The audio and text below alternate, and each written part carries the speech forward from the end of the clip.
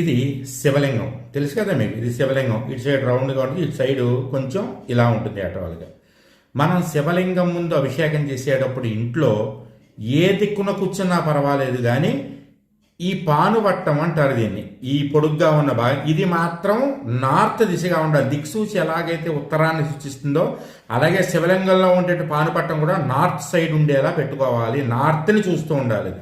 ఈ ఒక్క రూలు కనుక మీరు గుర్తుంచుకుని శివలింగాన్ని పెట్టుకున్నారంటే ఇంట్లో మీరు అభిషేకం చేసేటప్పుడైనా తర్వాత అయినా ఎప్పుడైనా సరే ఈ పానుపట్టం ఉత్తరం వైపే ఉండాలి, నార్త్ దిశగా ఉండాలి. అలా ఉంటే చాలు, మీకు శివానుగ్రహం వచ్చేసినట్లే. జయం.